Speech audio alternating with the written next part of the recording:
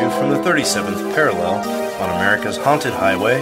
It's Pixelated Paranormal, your guide to the unusual and the strange.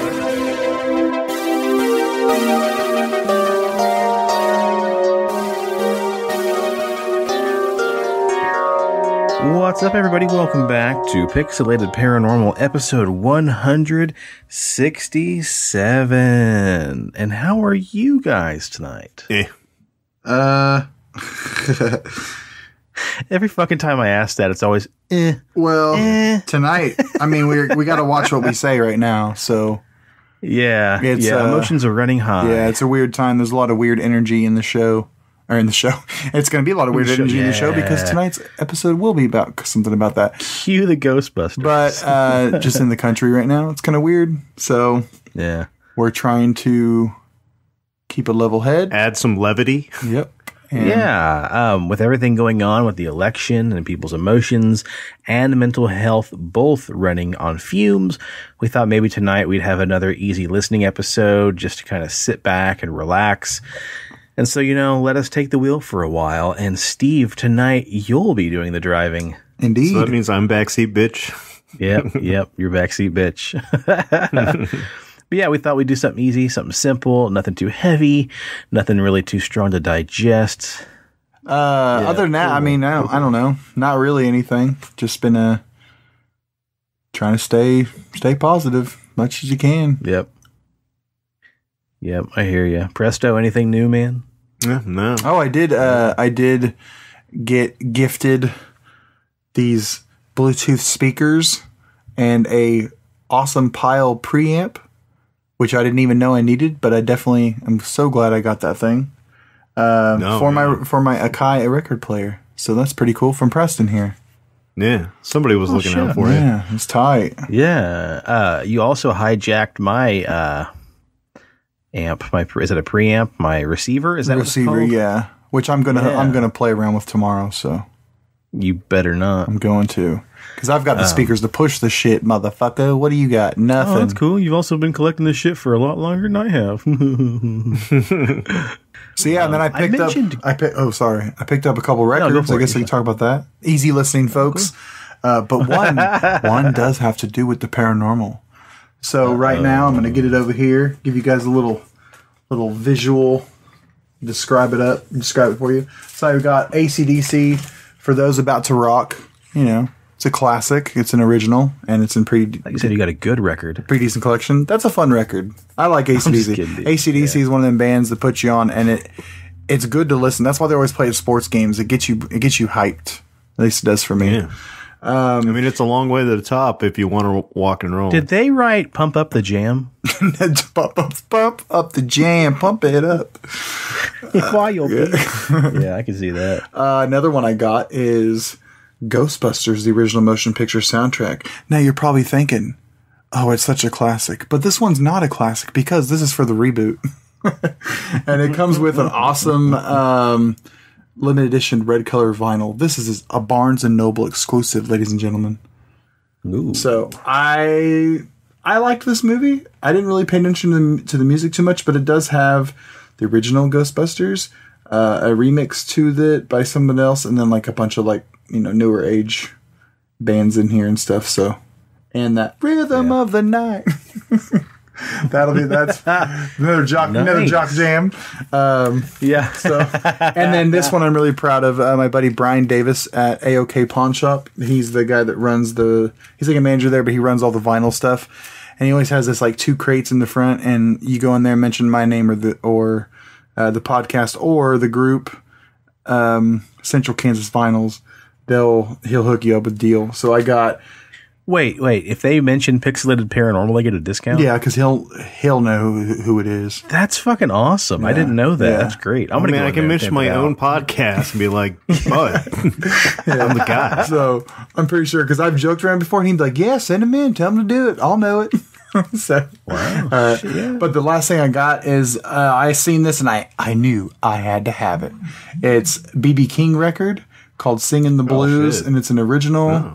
Not the mono, it's a stereo version. But yeah, supposedly it's pretty rare, and the cover's in pretty rough condition, but the record's really, really, really good. So, and oh my god, it's awesome. It's so good. I love B.B. King in general, Slaps, huh? but he does like a lot of his original blues songs and some covers on this album. So, awesome. It's my favorite. My favorite thing to listen to on vinyl is blues. On Friday, November 13th, 7 p.m. to 9 p.m. Central Standard Time in Wichita. AOK Supercenter, Pawn Shop, and Gold Retail, whatever, 21st and Emiden in Wichita. They're going to be having an AOK Friends and Family invitation-only sale. You see this? Wow. And I can't tell you what the deals are, but there's a deal going on that is going to be awesome. And it's going to be, I think it's going to be like a mixture, kind of like of a bunch of different sales, but this is mainly for vinyl. He's promoting as the vinyl. So it's, it's going to be worth it. Trust me. So if you're going to get some stuff for Christmas. That's Friday the 13th. Yeah. Friday 13th. Yeah. Damn. Oh, yeah. So they have a lot of selection of vinyl there. A lot of digging. So if you're into that, that's what I like doing. I like digging and stuff, and it's going to be a great deal. So I'm definitely going to be picking some stuff up. But I'm instructed that I can't let anybody know what it is to keep the interest of getting people out there. So yeah. Well, speaking of the Ghostbusters. So at first, I want to promote this podcast I just got turned on to by my buddy James. Ooh. He actually was on episode 14. It's a new podcast. They're here local in Wichita, I believe. It's called Almost Functional from Dakota and Kayla Gatz. This show probably couldn't be more on the opposite end of the spectrum. You know, our podcast versus what they talk about. It's a couple, they're married, and their podcast basically is about just like everyday struggles in, 2020, adulthood, parenting, that type of stuff. The reason why I listened to this was, again, my buddy James. He's a very good friend of mine from high school. He was just on episode 14, where the title of the podcast episode was It's Never Too Late to Start Over. And it's where James goes on to talk about, his former career as a police officer back in our hometown for many, many years, and how, in his mid-30s, he is doing a total career change and what that's like for him, and then, his suggestions and tips on what a person might want to think about doing before they jump ship and look for a new career. So anyway, the reason why I bring all this up, it's funny, a synchronicity to you talking about Ghostbusters. Apparently, there is a extended cut that I've never seen of the original. Have you guys ever heard of Ray Liotta being in a scene of the original Ghostbusters? Nope. No, I just think of his laugh. Right. Now, James, as long as I heard this correctly, James could have been misquoting the film, but there's an extended cut of the bedroom scene.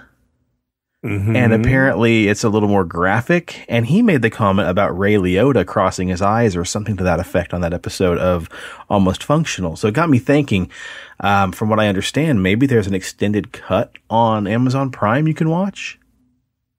I just typed in Ray Liotta. I can't ever say his name right. Ray Liotta? Ray Liotta? Liotta. I can't say it right. Ghostbusters, and all it brought up was Hubie Halloween stuff. Yeah, that's what it brought up for me too. So I don't know, but anyhoozle, apparently there's an extended cut of Ghostbusters on Amazon Prime. Sorry for the random stupid car in the background. Yeah, also, if you want, give Almost Functional a listen. They're up to about 15 episodes now, and I plan to kind of reach out and do some networking. And you never know, folks, when you reach out to somebody in your same town, what magic you can make. So who knows? We might be maybe doing something with them not too far from now. Cool. Sounds interesting. I just followed them on Spotify, so sweet. Hell yeah, dude. Good deal. Well, like I said earlier, Steve, you're doing the heavy lifting this time around. So why don't you go ahead and start things off? Tell us what you did today.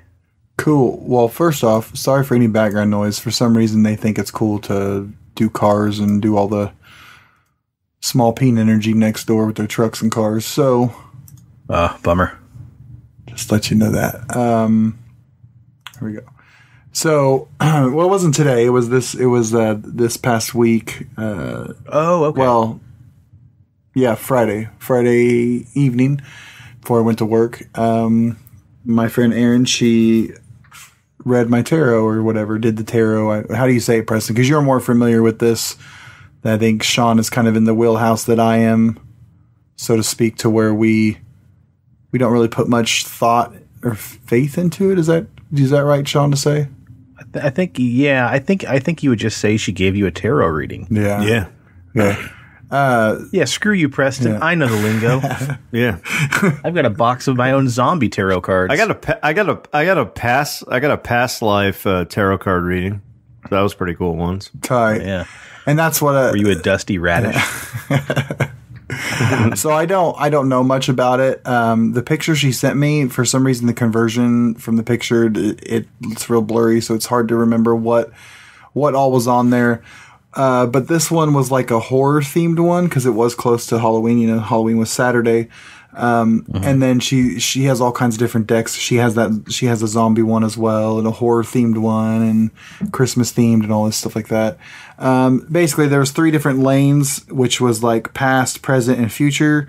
And she had me shuffle the deck, she shuffled it, I shuffled it, I put my hand on it, and you ask it a question. You know, and I won't go into the details of what I asked, whatever, you know, but I did that. She says, clear your mind, you know, ask the question, and then as it unfolds, you know, as you feel the question leave your brain and your mouth, then hand me the deck back. So she does that, and she says, cut it in a random way. I did that, and then she starts putting down the cards.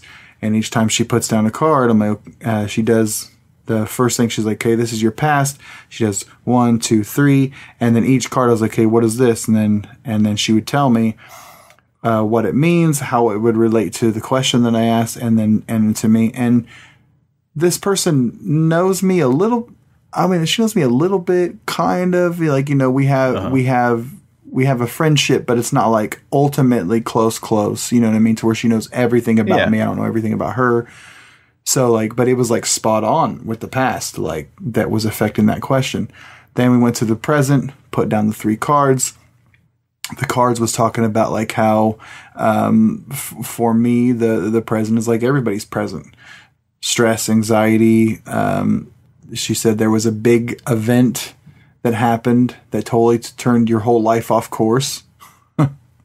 Oh yeah. So yeah, right. That, which she does know about that, but she doesn't know like to the degree of how bad that affected me with losing that job opportunity. So I think that, you know, like that made sense. But this is the thing with tarot, in my opinion, the vagueness of it. The present, you went through something really crazy. Who isn't? The world's under a pandemic. You know what I mean? You know what I mean? Yeah. And then that's the unfortunate part of when I look at that kind of stuff and talk to people who do that, or have watched people get those done. It drives me crazy. And maybe it's because I'm just too literal in the fact that I'm like, well, yeah, everything's so generalized that it's hard not to do. But I think that works in its favor though, because it does. I mean, it makes you self-reflect on yourself. And to me, right. When I got this tarot reading and she was like explaining things, and it was like melting my brain. Like it was just and I don't want to discredit anybody who practices, you know, tarot reading or any kind of witchcraft or anything to that effect. I'm not trying to poo-poo on any of that, because what I wanted to say right after I said what I did about, you know, being very generalized, Stephen, you said the exact same thing. I was told by somebody who reads tarot and bones and everything else, it's not necessarily about predicting a future and knocking things right on the head.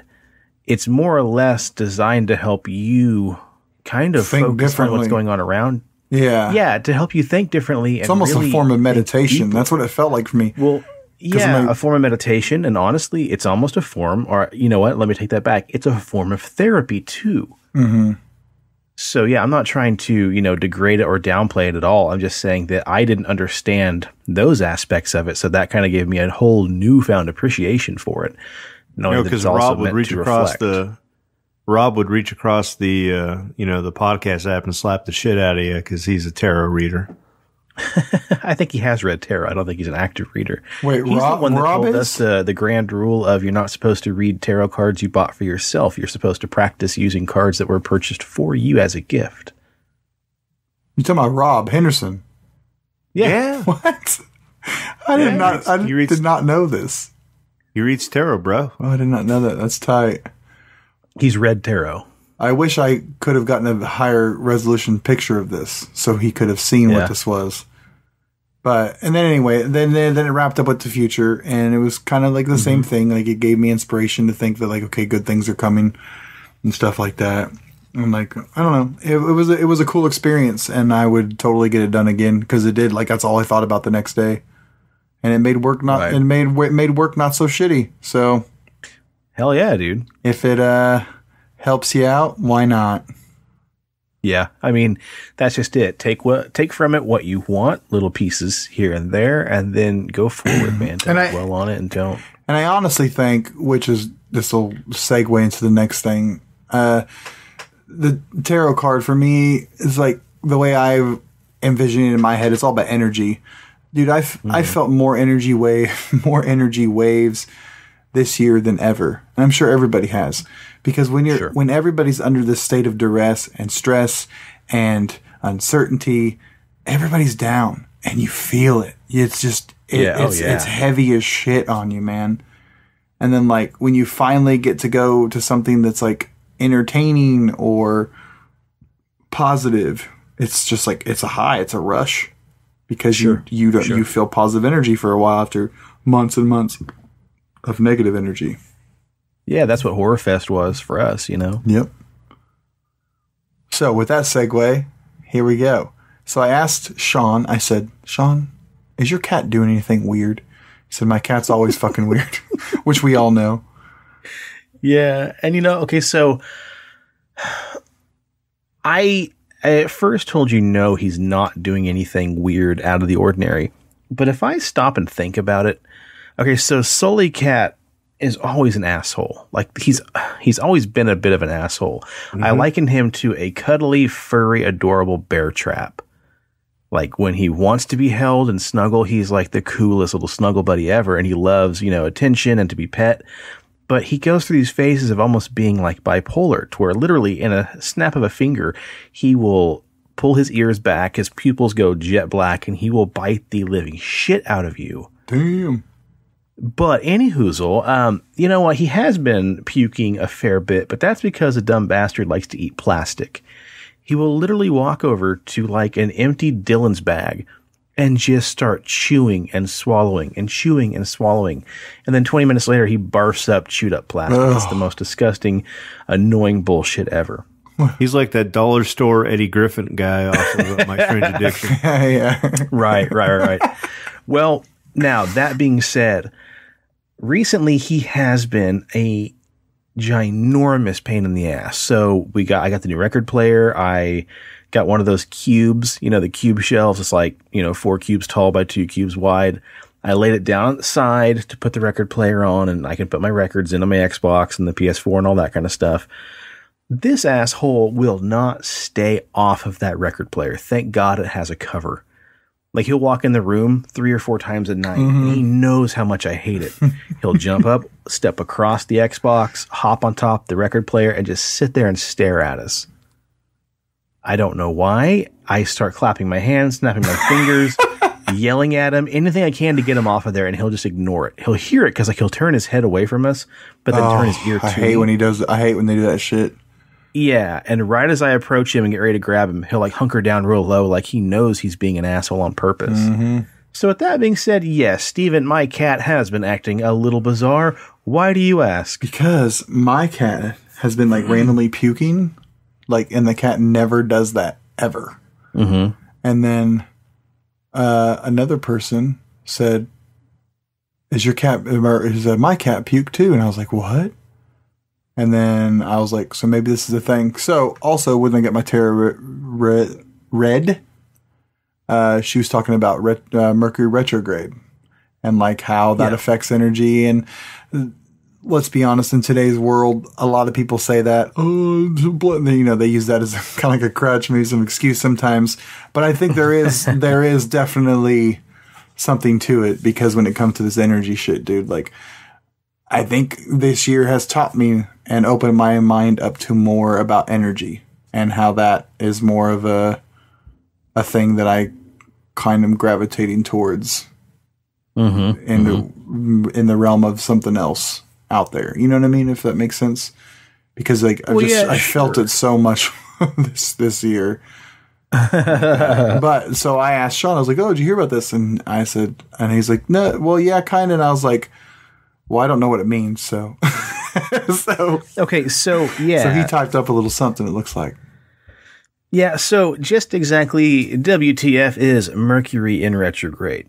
Well, to put it in layman terms, the way that us three idiots can explain it, Mercury in retrograde. It's a period in any planet's orbit. Let's just say Mercury here, since that's the most relevant, and that's what we're talking about. It's a period during Mercury's orbit when it appears to be traveling backwards. It's actually an optical illusion that's due to another planet passing by Mercury in a natural sequence of planetary orbit. Normal planets run at a specific, kind of sequence, but because all planets are traveling at a slightly different speed, once in a while, a planet who's notoriously behind Mercury may go in front of it, giving it the actual illusion it's traveling backwards or retrograde. But just because it's an optical illusion does not mean that shit doesn't go sideways during the retrograde. See, back in the olden days of ancient Greeks, Mercury was the Roman god of commerce, often serving as a mediator between the gods and mortals, with his winged feet giving him the advantage of speed, thus being able to travel back and forth very quickly, between the mountain of Olympia and the mortal realm. And he's also the patron of circulation in general, of people, goods, and messages, i.e. communication, i.e. when Mercury goes tits up, our messages tend to get mixed up, and the natural flow of the natural world goes cattywampus. Or in this case, Steve, cattypucus, am I right? Yeah. But see, to a lot of people, what he was known for is being cunning and shrewd, as well as a deceiver. Oftentimes, Mercury would pull pranks on unsuspecting people, especially the god Apollo. So it's not too far out of reach for us to believe that that's why things are getting so messed up, because old Mercury is just a bastard. Because in addition to the god of commerce and communication, Mercury was also the patron of shepherds, cheats, and thieves. All this relates to a story of Mercury, who was a master thief himself. Once a servant named Bottas was watching a herd of mares in a pasture when he saw Mercury steal a herd of cattle and drive them into a nearby set of woods. Mercury told Bottas if anybody inquired about the missing cattle, he should say he saw nothing. And as a reward for his silence, the god gave the old man a heifer. Returning later, in a disguise, Mercury asked him if he'd seen anything. After being promised a heifer and a bull if he would tell the truth, the old man revealed all and talked about how Mercury stole the cattle and took them into the woods, and then angrily Mercury turned the man into stone. Badass.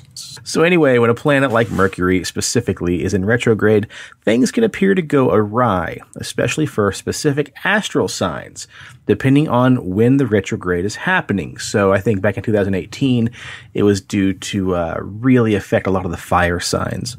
Ah, indeed. Yeah. And so that kind of relates back to the astrology we were talking about earlier, Steve, with your tarot card reading. Indeed. It's true. So you're saying that basically the retrograde affects animals then? Yeah, I mean, I think it affects everything. Shit, look at the shit year we've had, man. Get the fuck out of here. Fucking Mercury. Oh, man. Well, here's what's funny. The BBC did an actual study, and they found that animal cognition is very heightened in cats and dogs, and that oftentimes whenever your pet, specifically a cat, realizes that your, vibes you're putting off are kind of off kilter, it actually affects how the cat reacts to your vibes, thus making them become assholes. So it's only standard to reason that if Mercury is in retrograde, it's wreaking havoc on your day-to-day existence. Thus, your cat may be acting a bit more aloof than usual. And in your case, Steve, maybe with, all the emotions running rampant right now because of, the retrograde and the election, it could be causing him to just take all of the anxiety you're putting off and just give him a little bit of a rumbly tummy. Right. It's pretty crazy, man. Mm-hmm. There's something to think really about. Interesting. You know what else is crazy? What's crazy? We have another story involving a cat. That's right, ladies and gentlemen. This is the cat episode. All right, check it out. Peruvian alcohol. This is involving Peru again. So we got to get the Peruvian Australian out. I don't know if Peruvian alcoholic. I can't do it. Peruvian archaeologists have uncovered an enormous cat etched into a hillside in the desert of the famed Nazca Lines, home to the geoglyphs of hummingbird, a monkey, a spider, and a human. I can't do it. I can't keep up with it. So the newly revealed form of the feline is about 37 meters long and expected to be dating back more than 2,000 years. So on the side of this big, huge mountain of sorts, they've uncovered that there's a pattern of formation etched into the slope of this, what appears to be a cat. It's fucking amazing. Mm-hmm. So old. 2,000-year-old. It's so crazy. So the figure is made up of a long body, striped tail, and a head with distinctive pointed ears. It emerged during work to improve access to one of the hills that provides a natural vantage point. Johnny Isla, the Peruvian Culture Ministry's specialist for the Nazca Pampa region, said it was estimated to be around 2,000 years old and made up of groves carved into the mountain, coupled with groupings of stones. Have fun editing that. The figure was The figure was actually in the process of disappearing because it was on a slope that was subjected to quite extensive amounts of erosion, which resulted in it being hidden for many years. A UNESCO World Heritage Site since 1994, the Nazca Lines are drawn in the geometric patterns and distinct animal shape. About 80 to 100 new figures emerged over recent years in the Nazca Pampa Valley, all of which predated the Nazca culture AD 200 to 700. Mr. Isla told The Guardian, "These are smaller in size, drawn on hillsides, and clearly belong to an earlier tradition." Found in a region of Peru just over 200 miles southeast of Lima, near the modern town of Nazca, the lines are a subject of mystery for over 80 years, with the questions about their formation and the purpose they served. Peruvian archaeologist Toribio Mejia Expressi, Good enough. was the first to systematically study the lines in 1926. However, since the lines are virtually impossible to identify from ground level, they were only first brought to public awareness with the advent of flight by pilots flying commercial planes over the Peru in the 1930s. The area has been closed to tourists since March because of the coronavirus pandemic, but is due to reopen on November 10th. And this is on the independent.co.uk website. And the article is written by Namita Singh. So, Preston, what can you tell us about these Nazca Lines? I know a little bit about them, but I mean, this is maybe one of your favorite things, huh? Yeah. So, 500 BCE, a bunch of Peruvians went out into the desert and dug some shit into the ground. Orgy? And yeah, that's it, right? So, there's a lot of mystery behind them because they spanned miles. And, in their culture, it's considered like a holy place or like a holy site, but they were kind of like lost and forgotten in history until like 1926. You have all these pilots that are flying, overhead, and all of a sudden, it's amazing. Like, they see all this shit. This looks like, it looks like an ancient runway, right? Like the lines in there look like landing pads, and then all of a sudden they see like a giant fucking spider. They see a giant monkey. They see a dog. They see a giant. They see a flower with a weird penis next to it. So there are all these like weird things. They just take off. And that as far as like that culture and that history goes, like a large part of that area, a lot of that has been lost. So not only do you have the Nazca Lines, but you have the Olmec heads in that area. So you have these giant, basically African looking heads out in the middle of nowhere, and nobody knows how they got there. So it kind of became the same thing with the lines. Like, there was some folklore behind them, but nobody knew the true history. So archaeologists have been like scratching their heads. And then, 2000s come along and fucking ancient aliens. I'm not saying it's aliens, but it's aliens took off, and they said, okay, well, if you can only see them from, an airplane from up high, and with the precision that they're dug. So basically they would go in and they would scrape the ground. So you'd have basically like white pebbles or white sand on top. And then as you scrape that away, you would get like the red iron dirt underneath. The fact that they're, the dog or the monkey spans, 8 miles one way, 4 miles the other way, and they're so precise that you would have to have a level of technology and understanding of mathematics to do it. And then you look at the time frame that they were created in, it was blowing everybody's mind. Like, this is not possible. That's crazy. Okay. So we look at the spider. I sent you guys, when Sean was bitching about his phone going off, I sent you guys the picture of the spider. Oh. If you look at that image, there is on the right side, the very last leg, there is like another weird tail loop thing coming off of that. So for the longest time, people didn't understand what that was. Well, in that region, that particular spider, it's like a tarantula. The male's penis is actually in its rear leg. So when it goes to mate, its proboscis. So it's like a ninth leg, hey? Right. Its proboscis penis leg is what inseminates the female spider eggs. Okay. We only know about that in modern times because we were able to put the spiders under a microscope and see this little tiny ninth leg hanging out. And they're like, oh my God, that's his dick. Yeah, that's incredible. That's incredible. You're right. So how did a civilization, 2,000 years ago, 3,000 years ago, know about a tiny microscopic spider dick? It blows everybody's minds. Well, we discount shamans and we discount their folklore. And there have been several shamans who, over the last couple of years, have come forward. Like, dude, this has nothing to do with fucking ancient aliens, right? It has to do with ayahuasca and their ayahuasca religion. So you have these shamans who induce ayahuasca tea. They drink it. They're having this fucking magic mushroom trip, and they leave their body.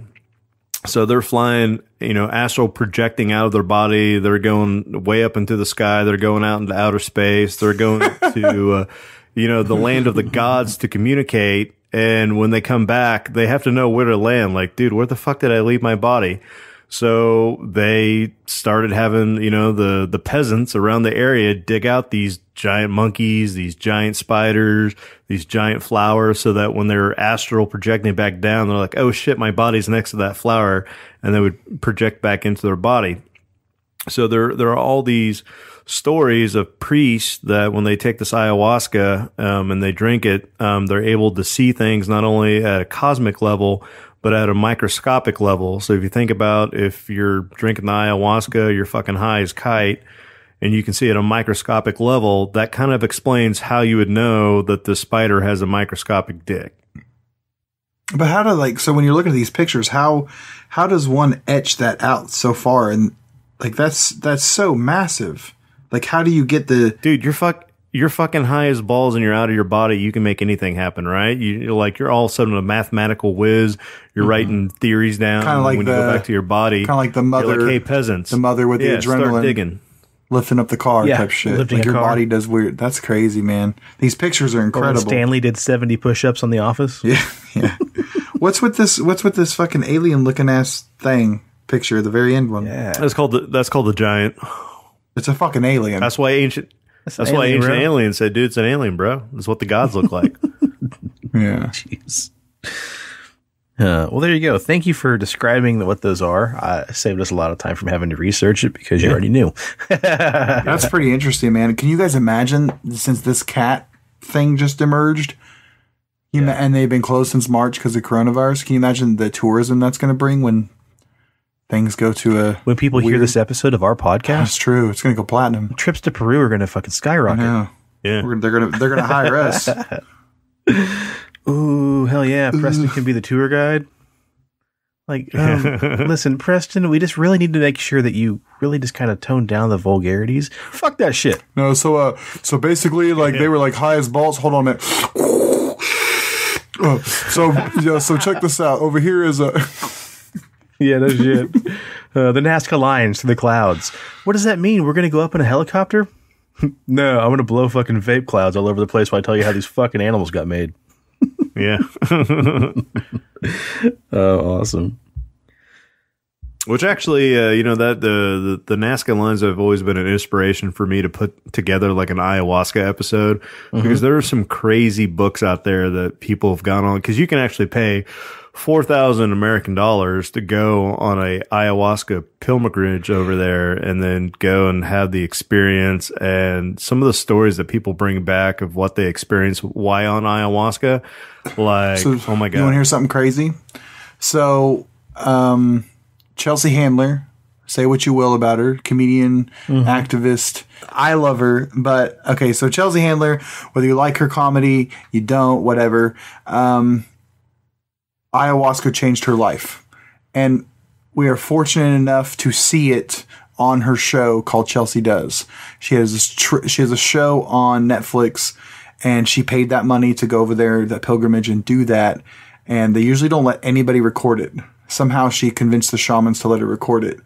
And it's phenomenal. And it changed her fucking life, because I don't want to ruin the episode for you, but she lost somebody in her life and she was able to connect with them during that time. And since she came back from that, like, her career has like went in a totally different, like, she saw the world differently. That's why now it's all about activism and women's rights and LGBTQ rights and environmental rights. Like, it's crazy. Like, she's focusing all that. Like, she's like, no more TV shows, no more none of that shit. It's all about this. And it's fucking awesome. Wow. So yeah, it's really, really cool to see that. So, but it looked like, I don't know, psychedelics, man, it's topical right now. Like, I mean, DC just decriminalized, I believe they voted to decriminalize hallucinogens. A couple other states legalized medicinal something, I think. I don't know. It's pretty nuts. I've seen the research and I've read a little bit about it and seen videos about how it helps veterans and people with, other mental health problems. And, I think, but it just scares the shit out of me, because there's that line you might cross, that threshold, and you might not come back from it. You know what I mean? So, like, it's a risk, and I don't know. Or your penis might turn into a flower and go down your throat and inseminate yourself, and then you see how the universe was born. You can't come back from an experience like that. Yeah, there's no way. So. Get it out of me! It's fucking crazy. But yeah, check that shit out, man. It's a great show, and that episode is phenomenal. It was really cool to see that experience, because you always hear about it, you know what I mean, but you don't ever really get to see, in-depth videos of people's experiences while on it and shit. It's pretty tight. Right. While we're talking about, kind of aliens and being out of our bodies and, up in space and stuff, Steve, why don't you go ahead and give us the last story here? Faux show. It's loading. Actually, from today. This is a hot off the presses, boys and girls and everybody in between. No shit. So again, from independent.co.uk. I like this website. By Andrew Griffin. Says, okay. Mysterious, intense blasts of radio energy have been detected from within our own galaxy. Hear this? Did you hear that noise earlier that Sean was making? This is that. That's it. Joke's on you guys. The noises were coming from me the whole time. Fast radio bursts, or FRBs, last only a fraction of a second, but can be 100 million times more powerful than the sun. Despite their intensity, their origin remains largely unknown. Now, astronomers have been able to observe a fast radio burst in our own Milky Way for the first time ever, as well as being closer than any RF or FRB ever detected before. They could only help solve the mystery of where they came from. Scientists have had trouble tracking down the origin of such blasts because they are so short, unpredictable, and originate far away. It is clear that they must be formed in some of the most extreme conditions possible in the universe, with suggested explanations including everything from dying stars to alien technology.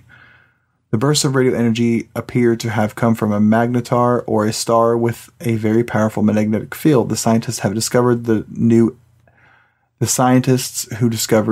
RFBs, the bursts of radio energy appear to have come from a magnetar, or a star with a very powerful magnetic field. They were able to confirm that the blast would look like the other, more distant FRBs. It was observed from outside of our own galaxy, suggesting that at least some of the other blasts could be formed by similar objects elsewhere too. It reads weird. So anyway, basically, there's this weird radio signal coming from inside our own galaxy. Pretty exciting. That's pretty nuts, man. Back in like 1977, we did kind of the same thing in a way. We didn't really launch out the actual radio wave, but on the Voyager, the U.S., or I should say NASA, released the Voyager Golden Record. Have you guys read much about that? I'm sure Preston, you probably know about it, but Steve, are you familiar with it? I believe I know one song that's on there. Right, Golden Record, right? Yeah. And we actually did the same thing in like 1942, 41. Oh, no shit. During the Olympics. So cool. I'm looking it up right now. Hitler hosted the Olympics and, he gave his 999 speech. Yeah. They broadcasted that all over the world and it went into outer space. So 200 years from now, some alien civilization. Movies and voice of some angry movies German and video games over that shit. So on the sights and sounds of the Golden Record, like Sean said, in the Voyager spacecraft in 1977, aboard each spacecraft is a Golden Record, a collection of sights, sounds, and greetings from Earth. So each identical Golden Record contains 117 pictures explaining Earth. There includes drawings and images that convey information about our solar system, images of people doing various activities, and a variety. Wait, I wonder if they have a sex picture and a variety. So they do have a picture of a nude male and a nude female. Wow! Can you be like the alien? Be like, "Oh, look at his dick." Oh, their dicks between their legs. Yeah. There's a picture of a woman shopping in a grocery store, a photo of Jupiter with the diameter indicated, an image depicting a man licking and eating and drinking as modes of human consumption. Incredible. It's got pictures of different books from Isaac Newton. It's got a photograph of Egypt, the Red Sea, the Sinai Peninsula, and the Nile from Earth's orbit, annotated with chemical compositions of Earth's atmosphere, and so much more. But it's also got some pretty interesting music on it, too. Yeah, what about this? The sounds is what blows my mind. So the greetings, they have greetings from English, Mandarin Chinese, Russian, Spanish, etc. Like 55 different languages. Most of them are greetings, hail, hi, how are you, stuff like that. Sounds is what blows my fucking mind. Wild dog, volcanoes, earthquake, thunder, kiss, and a sound of a kiss, and then a mother and child talking to each other. Horse pulling a cart. Crickets and frogs, ribbit, ribbit. And this one is fucking bullshit. Two turtles fucking? No. F-111 flyby and a Saturn V rocket liftoff. Stop trying to flex, okay? Get the fuck out of here. But here's the thing, though. They made those things out of gold, right? And so, the Anunnaki, they came to Earth to mine gold. So you make all this important scientific data to help communicate. And then this fucking poor ass alien comes across it and he's looking at it and he's like, no, fuck. I mean, I'm like melts it down because he's broke as shit. And he's not even going to pay attention to anything that's on it. He's just going to be like, fuck yeah, gold, motherfucker. Holy shit. They have it on Spotify. The golden records are not made of gold, you dote. No. They're not really made of gold? Well, that's bullshit. False advertisement. Golden colored. Each record is encased in an aluminum jacket, together with a cartridge and a needle. Instructions in symbolic languages explaining the origin of the spacecraft and indicating how the record is to be played. The actual records. Well, then you're just going to have a pissed off alien because he's like, I thought it was gold. And you motherfucker sent me cheap ass copper. No shit. Or the gold is like, in like the Battlefield Earth, it's like whatever, or War of the Worlds, like whatever they're allergic to is the carrier. Yeah, it's Battlefield Earth. And they were two identical 12-inch copper gold-plated discs. So gold-plated copper. Oh, like that thing is going to be like the thing that ends their civilization, that starts a whole new galaxy war. that goddamn gold record. It was supposed to be gold. Yeah. Fool's gold. Yeah, no shit. Some of them, they crush it with their hand. Earth is doomed. Yeah. So some of the music is pretty interesting. They got stuff from all corners of the world. You get the classical Beethoven. Yeah, they got Bach, Beethoven, Mozart, Stravinsky, Led Zeppelin. Is there Led Zeppelin on it? No, I'm just fucking. No, there is Johnny Be Good. By Chuck Johnny Berry. Be Good. That's awesome. It's a great fucking song. It's cool to see stuff like from Bulgaria, Navajo Indians, Night Chant. That's pretty sweet. Peru, China, India. It's pretty sweet.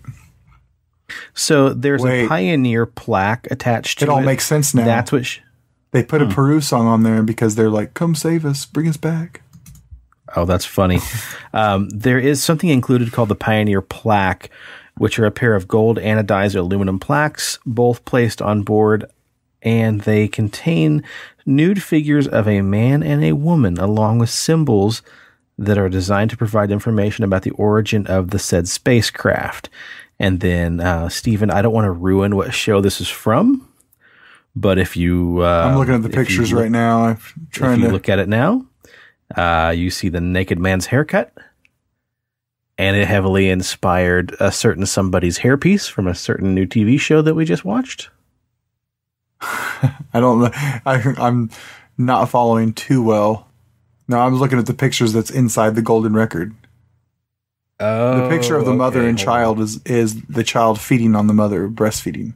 That's pretty cool. Okay. And they have like, take a look. They show like different people and like babies and like a baby inside the womb. Like they have like a silhouette of a man and a woman, the symbols for male and female, and then like lengths and, you know, all that science and measurements and shit. And they actually show the baby with the umbilical cord inside the woman's stomach, like the silhouette. So it's really interesting. And they have the whole, God, listener Mindy's going to be pissed I can't say it. You know what I'm saying? Table? Periodic. There you go. I always suck saying that. Yeah, it's just really interesting to see what pictures they included in here. Yeah, take a look at that text I sent you guys there real quick. That is a picture of the plaque. I love looking at these pictures, Mercury. man. Somebody contact Jodie Foster because of Contact. That is an amazing fucking movie. If you guys have not watched that in a while, watch it. It still holds up. Because like right after I watched Arrival again, I was like, dude, I got to watch Contact because there's so many things that are similar in that movie. And I watched it. Is it on Amazon Prime, Hulu? Where can I watch it, I don't know. Where can I watch? Where can I stream?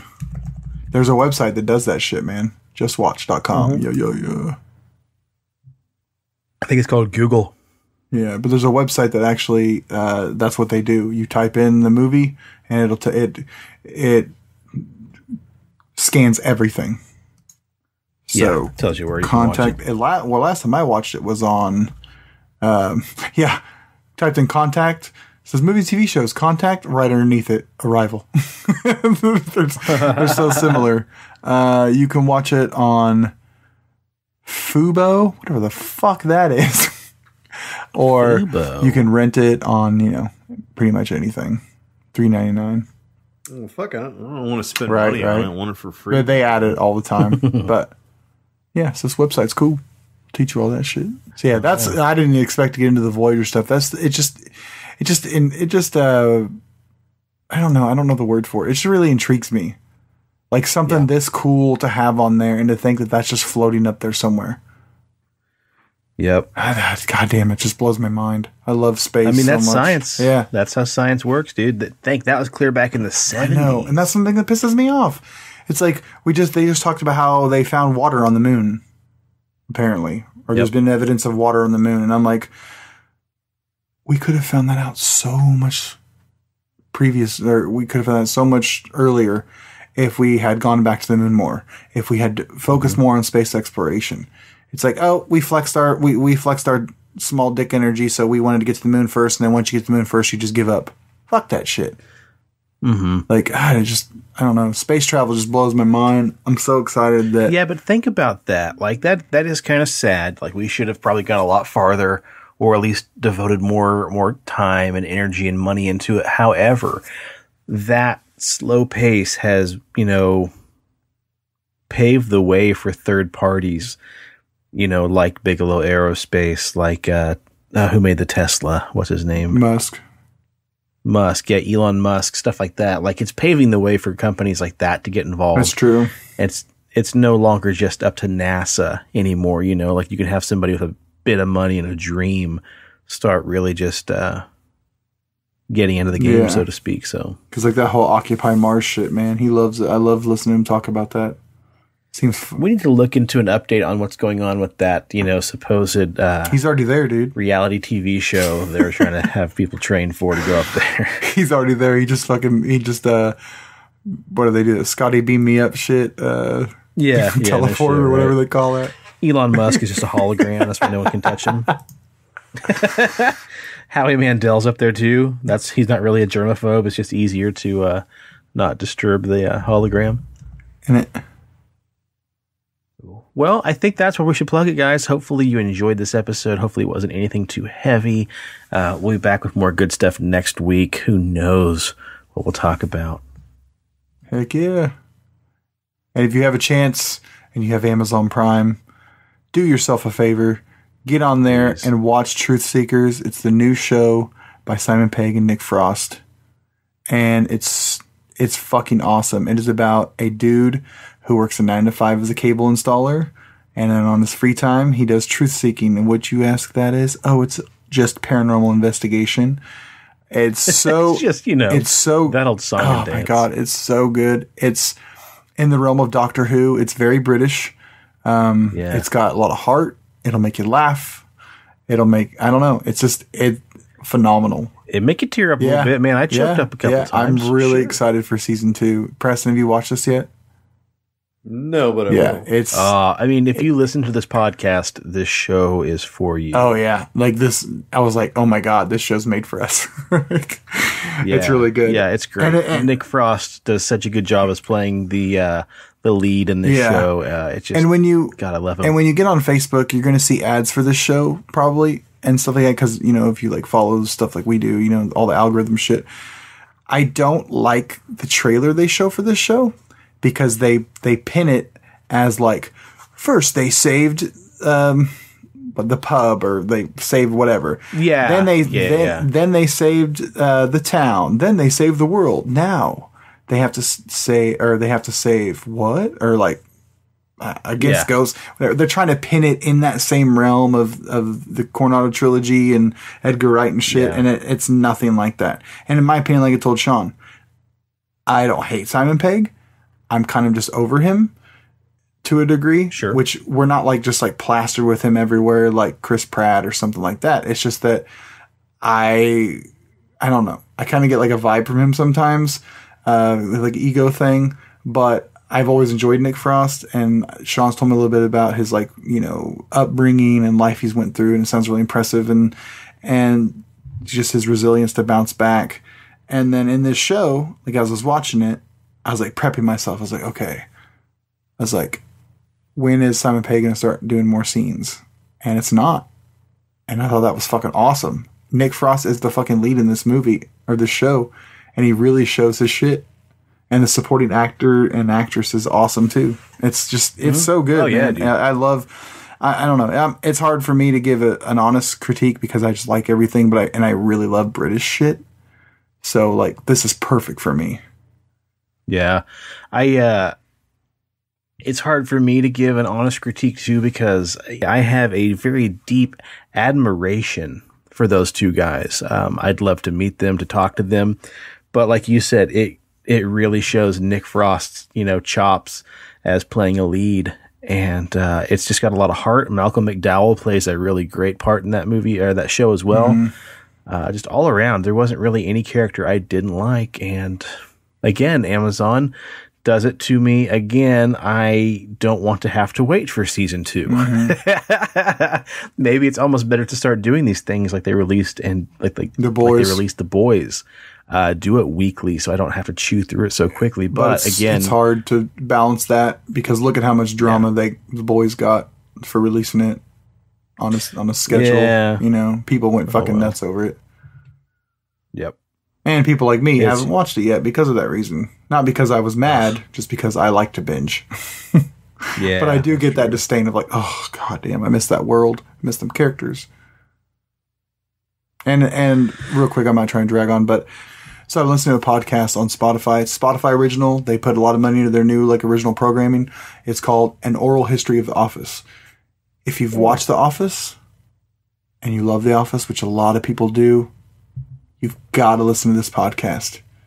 It's hosted by Brian Baumgartner. Yeah, Brian Baumgartner, which plays Kevin Malone in the show. I don't know. Like Kevin talks like that. And he's kind of weird, offbeat. That's not how Brian talks at all. And he hosts this podcast. He brings in everybody from the guy who was flipping through the channels in England one night in a hotel room and saw the British version of The Office, contacted Ricky Gervais within a couple days, then got in contact with Steve Merchant, then the ball started rolling. And they go through the pitch, the finding the perfect people to play these. Most shows get a hit person. They wanted to get nobodies to make it really feel like an Office mockumentary. And the way that they talk about building, the part of the show I'm on right now is building the relationships. I think we take advantage. The one that everybody knows is Pam and Jim. You know what I mean? And how important that relationship was and how they spaced it out so well and the roller coaster of emotions with all that. But there's a lot more depth in that show of different relationships. And this show shows you, because that's the whole point of it. Brian wants to know how the hell did this happen? Was it so hard to make this show popular and when it first started, and then now it's the most streamed show of all time? It's awesome. And you hear from everybody in the show, writers, cinematographers, boom mic dudes, interviews, all the actors and actresses. It's great. You got to check it out. If you're a fan of the show, oh man, you're going to love it. I'm excited to get it started. I dabble a lot in The Office Ladies, which is put on by Jenna Fisher, and I always forget her name, the woman who played Angela. Her first name, I believe, is Angela. Yeah, I can't remember her last name. Yeah, it's a lot of fun. They get a lot of people on there as well. They get some actors to chime in. They reach out to the director and the writers and stuff like that and have them give them behind the scenes details. And I don't want to, I guess it's not really spoilers. The Office is a fucking giant. This episode, they go all the way through. It's 12 episodes, or the season's 12 episodes. They talk about everything. And the very last, I haven't listened to it yet. I read the description on it because, I know how the show ends. They get everybody in there, on a Zoom call, and they invite a special guest. And I'm glad that they invited her, Billie Eilish, because Billie Eilish is young. She's very into what's hip, what's there. She's a influencer, so to speak. And when she made her song and then put the Michael Scarn song in that whatever, she talks about how, I'm assuming she's going to talk about it on the episode, about how she got that into, to get the approval from NBC to put that in her song. It's pretty impressive. But I don't know, man. It's just it's awesome. To hear how much this show has shaped the world. It's fucking bizarre, dude. It's you gotta watch it. Yeah, or listen to it. It was the perfect storm. Lightning in a bottle. It is. Yeah, that's what it says. A million things have to go right. it's one of the episodes. Exactly. That's what it's called. It's so good. But my favorite episode is the one I'm listening to right now, where it says, the beating heart of the show lies in relationships from Jim and Pam to the other Office romances. And it says, but the one question that Jenna always gets answered, why the fuck are you and John not a couple? So yeah, it's pretty good. So anyway, enough about that. This episode's all over the place. Easy listening. Well, Steve, what do you want to plug, man? Cool. Check out our Facebook, Pixelated Paranormal Podcast. Check out our Instagram, the IG, You know what I'm saying? PXL Paranormal. And yeah, check out the shows I mentioned. I don't know. Just be safe and use good judgment, everybody. Yeah, do something nice for somebody. For sure. Too. You know, fucking go out, pay for somebody's coffee or something like that in the drive. With that positive energy in there. I did. I gave a person on the road $1 today that was asking for money. Oh shit, yeah. It feels good. Pay for somebody's coffee the other day. It feels good to do it every once in a while. Do something nice for yourself and maybe go out and get some BigDobsBeardBob.com and rub that shit all over your face because you'll look good, you'll smell good. And then while you're at it, use promo code PXLPARA for 20% off your order. And, you know, this time of year, sweet tobacco just says Christmas. It says the holiday. It's got holiday written all over. It's my favorite one. It sure does. And maybe a little mint while you're at it. Christmas is around the corner. Yeah. You want to smell like a dapper Yeti, then pick up that sweet mint. Mint is my second favorite. What if I mix the two? Would that smell weird? Who knows? I don't know. I mean, that's the best way to do it is to try it. A dab of this, a dab of that. Dabba-dabba-doo. Just a dab of dabs will do ya. Yeah.